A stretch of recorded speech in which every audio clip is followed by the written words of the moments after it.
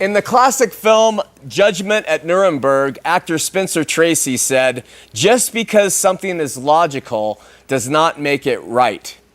Isaiah 55:9 reads, "For as the heavens are higher than the earth, so are my ways higher than your ways, and my thoughts higher than your thoughts."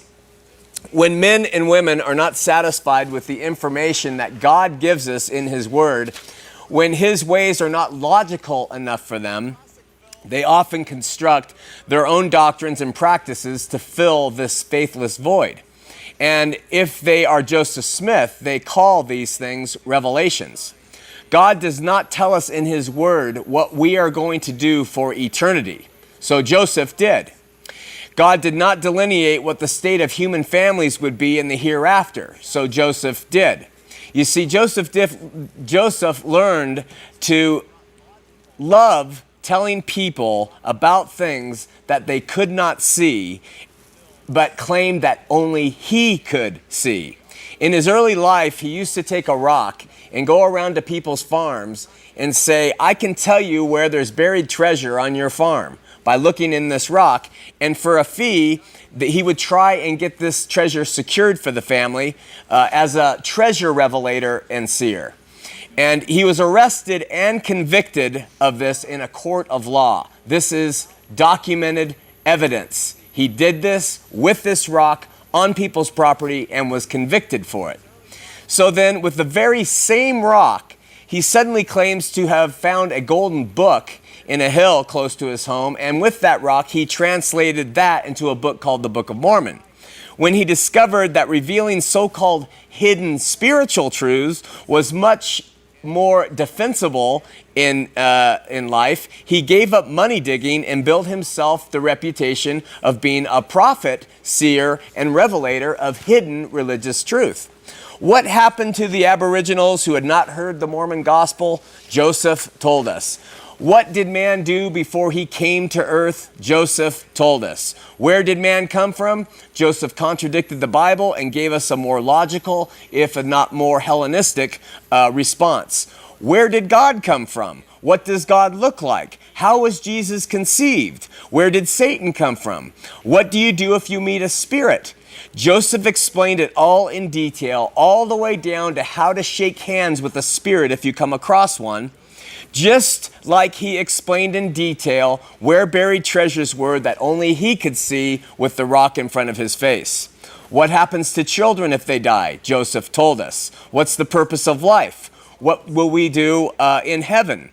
Are there men on the moon? Can a man have more than one wife? Why are some people born with black skin? Where did the American Indians come from? Where was the Garden of Eden located?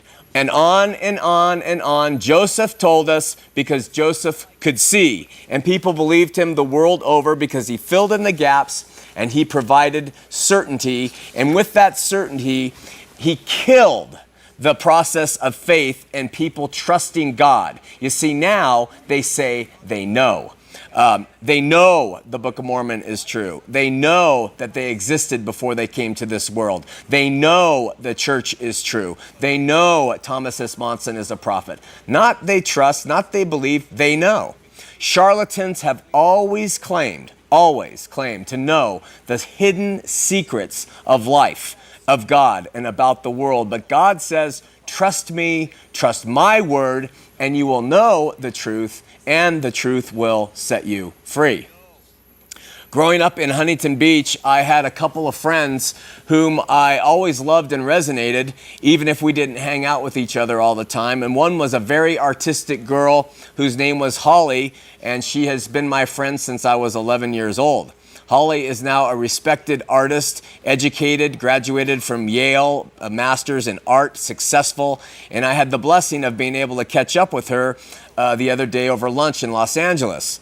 The two of us had another friend named Steve, who, since as far back as I can remember, he was an aggressive, go after life with all you can get kind of guy, and a surfer, and neither Holly nor Steve are believers. Holly informed me that a year or so back, Steve suffered a heart attack and actually died, but that they brought him back to life. And she went and visited Steve, and she told me at lunch that She said he was terrified and that he had a very scary experience. And he told her, I don't want to go back, Holly. Now, this is Steve, who would never, ever say something like this unless it happened. And he said he was surrounded by darkness. And he was surrounded by, the only way he could describe it, were demonic faces.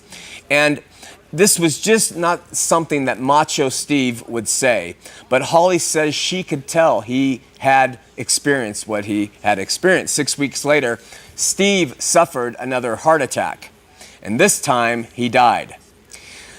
The solution to the demonic darkness is there. It is the only solution available to this dying world. His name is Yeshua, Joshua, Jesus, whatever you want to call him. And he called himself without shame the light and the light of this world.